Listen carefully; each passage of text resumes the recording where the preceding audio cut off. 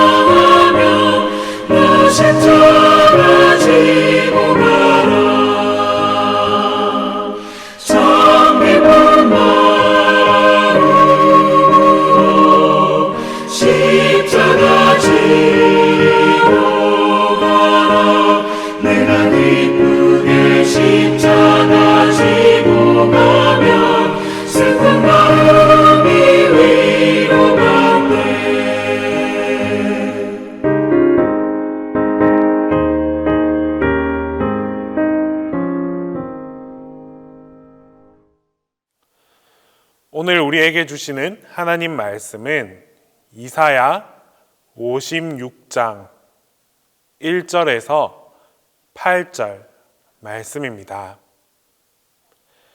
구약성경 이사야 56장 1절에서 8절 말씀입니다. 다 함께 봉독하겠습니다. 여호와께서 이와 같이 말씀하시기를 너희는 정의를 지키며 의를 행하라. 이는 나의 구원이 가까이 왔고 나의 공의가 나타날 것임이라 하셨도다. 안식일을 지켜 더럽히지 아니하며 그의 손을 금하여 모든 악을 행하지 아니하여야 하나니 이와 같이 하는 사람, 이와 같이 굳게 잡는 사람은 복이 있느니라. 여호와께 연합한 이방인은 말하기를 여호와께서 나를 그의 백성 중에서 반드시 갈라내시리라 하지 말며 고자도 말하기를 나는 마른 나무라 하지 말라. 여호와께서 이와 같이 말씀하시기를 나의 안식일을 지키며 내가 기뻐하는 일을 선택하며 나의 언약을 굳게 잡는 고자들에게는 내가 내 집에서 내 성 안에서 아들이나 딸보다 나은 기념물과 이름을 그들에게 주며 영원한 이름을 주어 끊어지지 아니하게 할 것이며 또 여호와와 연합하여 그를 섬기며 여호와의 이름을 사랑하며 그의 종이 되며 안식일을 지켜 더럽히지 아니하며 나의 언약을 굳게 지키는 이방인마다 내가 곧 그들을 나의 성산으로 인도하여 기도하는 내 집에서 그들을 기쁘게 할 것이며 그들의 번제와 희생을 나의 제단에서 기꺼이 받게 되리니 이는 내 집은 만민이 기도하는 집이라 일컬음이 될 것임이라. 이스라엘의 쫓겨난 자를 모으시는 주 여호와가 말하노니 내가 이미 모은 백성 외에 또 모아 그에게 속하게 하리라 하셨느니라. 혹시 여러분들은 카공족이라는 말을 들어보셨습니까? 코로나가 확산되기 전까지만 해도 많은 찬반 논쟁이 있었던 사회 문제 중에 하나였습니다. 카공족이란 카페에서 공부하는 사람들을 지칭합니다. 대학교 시험 기간만 되면 학생들이 도서관이 아닌 카페에 앉아서 책과 노트북을 들고 온종일 공부를 하곤 합니다. 이들은 아침에 카페가 문을 열면 그때부터 커피 한 잔을 탁 시켜놓은 뒤에 한참을 머물다가 돌아갑니다.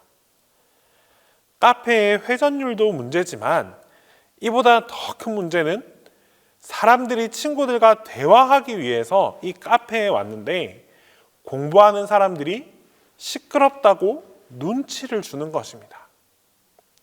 점점 문제가 고조되자 카페에서는 콘센트를 아예 차단해서 노트북을 쓰지 못하게 하거나 와이파이를 막아버리는 경우도 종종 일어나고 있습니다. 이러한 논란을 보면서 본질대로 행하는 것이 무엇보다 중요하다라는 생각을 하게 됩니다. 어떠한 공간이든지 어떤 장소든지 또 어떤 사람이든지 각각 그 본래의 의미가 있고 본래적 기능이 있습니다. 그런데 그 본래적 기능에 따라서 행동하지 못하고 또 사용하지 못하며 살아가지 못할 때 그때는 다른 사람들에게 피해를 주게 되고 공동체의 질서를 해치게 하는 결과까지 초래합니다. 이러한 맥락에서 오늘 본문 말씀은 하나님께서 성전의 본래적 기능에 대해 말씀하고 있습니다. 옛날 구약시대의 율법을 보면 성전에 출입조차 못하도록 막았던 사람들이 있습니다. 이방인들이나 혹은 성적 기능을 상실한 사람들은 성전에 출입하기에 부적합한 사람이었습니다. 하지만 오늘 말씀에서 이사야 선지자를 통해 말씀해 주시기를 이방인이라도 성적 기능을 상실한 사람이라 할지라도 아무런 문제 없이 하나님의 성전에 들어오라라고 초대하고 있습니다. 3절 말씀을 함께 보면 여호와께 연합한 이방인은 말하기를 여호와께서 나를 그의 백성 중에서 반드시 갈라내시리라 하지 말며 고자도 말하기를 나는 마른 나무라 하지 말라. 성전 출입에 관한 이 규정 때문에 성전 바깥에서 울며 하나님을 사랑하는 사람들이 있었습니다. 그런 사람들이 차별받고 들어오지 못하는 안타까움을 이제는 하나님께서 해결해 주시겠다라고 말씀하신 것입니다. 하나님께 연합한 사람들, 하나님을 지극히 사랑하는 사람들, 율법을 지키는 사람들, 하나님과 연합하여 떠나지 않는 자들은 성전의 일원이 될 수 있다고 하나님께서 분명하게 말씀해 주셨습니다. 그렇다면 오늘 이 성전의 본래적 기능은 어떤 것이었을까요? 본문 7절로 말씀하시기를 내가 곧 그들을 나의 성산으로 인도하여 기도하는 내 집에서 그들을 기쁘게 할 것이며 그들의 번제와 희생을 나의 제단에서 기꺼이 받게 되리니 이는 내 집은 만민이 기도하는 집이라 일컬음이 될 것임이라. 즉 하나님의 성전에서 기도하기를 원하는 자들은 사람의 차별 없이 어떤 사람의 기능과 그 사람의 현재 모습과 전혀 관계없이 누구라도 성전에 와서 기도할 수 있다라고 말씀하셨습니다.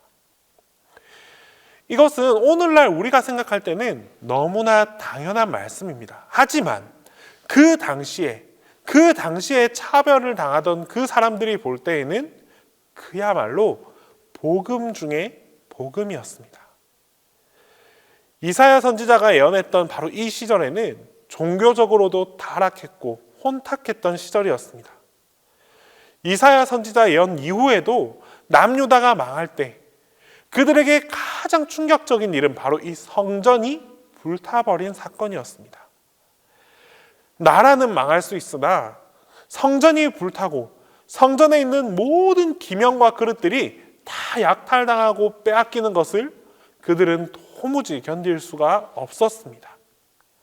하나님의 성전이 왜 이런 수치와 모욕을 당해야 하는가? 그런데 한편으로는 그 일이 너무나 당연한 일이었습니다. 하나님 보시기에 성전의 본래적 기능이 모두 다 사라지고 말았습니다. 성전에서 하나님을 섬기는 자들이 사라지고 기도하는 자들이 한 사람도 없어졌는데 껍질만 남아있는 이 성전을 유지하는 것이 하나님 보시기에는 전혀 의미가 없었습니다.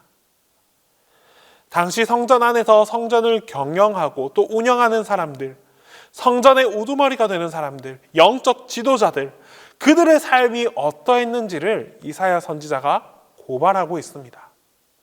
그들은 게을러서 잠자는 자들이었고 또 그들은 자기 이익만 추구하는 자들이었으며 또 영적으로 흩어져 있어서 포도주와 독주를 먹고 마시고 성전의 그 본래적 기능에는 전혀 관심이 없는 그런 사람들이었습니다. 영적 지도자들, 정치적 지도자들이 이러한데 백성들의 삶은 오죽했겠습니까? 지도자들이 이런 모습을 보여주는데 성전의 본래적 기능이라 할 수 있는 기도하는 기능이 회복되리라 만무했습니다. 이런 성전을 하나님이 더 이상 가지고 계실 수가 없었습니다. 이러한 성전의 모습은 예수님 시절까지도 계속 이어져 왔습니다. 결국 예수님께서는 성전을 모두 정화하셨습니다. 성전에서 장사하는 자들을 다 내쫓아버리고 돈 바꾸는 자들의 상을 엎으신 사건이 기록되어 있습니다. 당시 예수님 시절에 종교 지도자들은 헤롯 권력에 기생해서 돈을 주고 대제사장직을 사는 그런 사람들이었습니다. 엄청난 돈을 들여서 종교 권력을 획득했기 때문에 그 돈을 그들의 임기 내에서 다시 다 뽑아내야만 했습니다.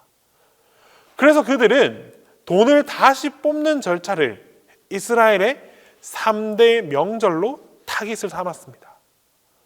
3대 명절이 되면 유대인들이 많은 남자 유대인들이 모두가 다 성전에 예배드리기 위해서 제물을 가지고 모였습니다. 그 제물을 예루살렘 경내에서 그 성전 안에서 팔았습니다. 소를 팔고 양을 사고 또 비둘기를 사서 들어옵니다. 그런데 문제는 바로 이 물건 파는 곳이 성전에서부터 멀리 있지 않았다라는 사실입니다. 짐승을 파는 것에 대해서는 허가를 내어주는데 돈을 많이 주면 많이 줄수록 성전에서 더 가까운 곳, 그 상인들에게 허가를 내어주었습니다. 급기야 이제는 성전 밖이 아니라 성전 안에까지 허가를 내어주는 일이 벌어졌습니다.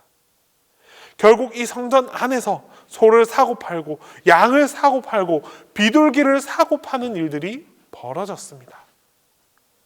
또한 당시에는 로마의 식민지 시절이었기 때문에 통용되는 바로 화폐, 그 돈이 로마의 화폐였습니다. 하지만 성전에서 성전세를 내는 이 화폐는 나라가 없어진 유대인의 화폐를 그대로 사용했습니다. 나라가 없었기 때문에 시장에서 통용되는 그 환율이 존재하지 않았습니다. 결국 어떻게 되었을까요? 부르는 게 값이 되었습니다. 많은 로마 돈을 들여야만 유대인의 없어진 돈을 살 수 있었습니다. 그렇게 해서 돈 바꾸는 사람들이 성전 안에 가득 넘쳐났습니다. 우리 예수님께서는 그런 모습을 차마 눈뜨고 볼 수가 없었습니다. 그래서 양과 소와 비둘기 파는 사람들을 다 내쫓으시고 돈 바꾸는 사람들도 다 내쫓으시고 그 상을 모조리 뒤집어 엎었습니다. 이것이 바로 성전 정화 사건입니다. 게으른 자들이었고 또 자기의 이익을 추구하는 자들이었고 포도주와 독주에 빠져서 영적 분별력이 사라져 있는, 흐트러져 있는 사람들이었습니다. 예수님께서는 이들을 가만히 보고 있을 수 없었습니다. 성전의 본래적 기능은 기도하는 집이라고 주님께서 아주 강력하게 외쳐 말씀하셨습니다. 오늘 우리에게도 하나님께서 말씀하십니다. 너희들은 성전에 왜 올라오느냐? 너희들이 성전에 와서 추구하는 목적이 무엇이냐? 세상의 유익을 성전 안에서 구하기 위해서 그래서 올라오는 것이 아니냐? 그렇지 않으면 단지 너희가 외로워서 그냥 나오는 것이 아니냐? 정말 하나님께 기도하고 하나님 앞에 우리의 그 가란 심령을 아뢰기 위해서 올라오는 것이 맞느냐라고 우리에게 질문하십니다. 하나님께서 우리에게 이렇게 질문하실 때 하나님, 성전의 원래의 기능이 기도하는 집이라 하였으니 제가 오늘도 주님 앞에 나와 엎드려 구하고 기도하기 위해서 나왔습니다 라고 대답할 수 있어야 합니다. 성전의 본래적 기능을 회복하고 그 기능에 따라 살아가는 하나님의 백성들이 다 될 수 있어야 합니다. 성전만 이 본래적 기능을 가진 것은 아닙니다. 하나님께서 창조하신 이 모든 피조물들은 다 그 기능과 하나님의 그 섭리와 하나님의 의도한 바가 그 안에 다 이렇게 깃들어 있습니다. 하나님이 사람을 창조하시고 우리를 하나님의 형상이라고 말씀하셨습니다. 하나님의 형상은 하나님의 생각과 하나님의 마음이 깃들여 있다라는 뜻입니다. 우리가 살아가면서 하나님의 마음으로 세상을 바라보고 이웃과 형제를 바라보아야 우리는 하나님의 창조하신 그 본래적 기능에 맞게끔 살아갈 수 있습니다. 우리를 하나님의 형상으로 창조하시는데 그 형상답게 살아가지 못한다면 이것은 그 창조 섭리에 어긋난 삶을 살아가는 것입니다. 이제 하루하루의 삶 속에서 하나님께서 나를 창조하신 그 창조의 본래적 기능을 기억하고 또 하나님의 형상답게 살아갈 때 하나님께서는 여러분들의 삶을 끝까지 지켜주시고 또 그 삶 가운데에서 하나님의 축복을 더하여 주실 것입니다. 기도하겠습니다. 우리 시간 함께 기도할 때에 먼저 주님께서 나를 지으신 그 목적을 지키며 살아가게 해달라고 기도하겠습니다. 또한 두 번째로 신앙인으로서 지켜야 할 본분을 잊지 않게 해달라고 기도하겠습니다. 그리고 마지막으로 고3 수험생들, 수능이 얼마 남지 않았습니다. 이 고3 수험생들에게 건강과 지혜가 임할 수 있게 해달라고 우리 시간 함께 기도하겠습니다. 사랑의 하나님, 오늘도 주님 안에서 하루를 맞이하게 하심에 감사드립니다. 주님, 우리가 살아가는 매일의 삶 속에서 존재의 목적에 대해 끊임없이 고민하게 하옵소서. 주님께서 분명 우리를 지으신 목적이 있으셨습니다. 그 목적에 부합한 삶을 살아갈 수 있도록 최선을 다하며 살아가게 하옵소서. 그리하여 우리의 삶이 주님의 기쁨이 되게 하시고 주님께서 원하는 모습대로 살아가게 하옵소서. 주님, 우리는 한 명의 그리스도인으로 이 땅 가운데 살아가고 있습니다. 하지만 세상 가운데 살아가면서 신앙인이 지켜야 할 그 본분을 망각한 채 흐트러진 삶을 살아갈 때도 많았습니다. 이런 우리의 연약함을 긍휼히 여겨 주시옵소서. 좌로나 우로 치우칠 때마다 주님께서 우리의 중심을 붙잡아 주시고 또 신앙인이 지녀야 할 본분을 망각하지 않도록 하여 주시옵소서. 그리하여 주님께서 지으신 모습 그대로 지켜가는 삶을 살게 하옵소서. 주님, 이제 수능이 얼마 남지 않았습니다. 여러 가지 어려운 환경 속에서도 최선을 다해 이 시험을 준비하는 수험생들을 기억하여 주시옵소서. 준비하는 모든 과정 속에서 주님께서 함께하여 주시고 이들의 건강과 이들의 지혜를 하나님께서 더하여 주시옵소서. 주님의 지혜로 나아가는 믿음의 자녀들이 다 되게 하여 주시옵소서. 시험을 잘 보았다는 만족보다 주님의 은혜를 경험하고 주님께 감사드릴 수 있는 귀한 과정의 시간들을 갖게 하여 주시옵소서. 담임 목사님을 위해 기도합니다. 목사님께 건강을 허락하여 주셔서 맡겨진 일들을 감당할 때마다 피곤치 않게 하시고 늘 새 힘을 얻어 기쁨과 성령 충만이 떠나지 않게 하여 주시옵소서. 이제 주님께서 가르쳐 주신 기도를 다 함께 하겠습니다. 하늘에 계신 우리 아버지, 아버지의 이름을 거룩하게 하시며 아버지의 나라가 오게 하시며 아버지의 뜻이 하늘에서와 같이 땅에서도 이루어지게 하소서. 오늘 우리에게 일용할 양식을 주시고 우리가 우리에게 잘못한 사람을 용서하여 준 것 같이 우리 죄를 용서하여 주시고 우리를 시험에 빠지지 않게 하시고 악에서 구하소서. 나라와 권능과 영광이 영원히 아버지의 것입니다.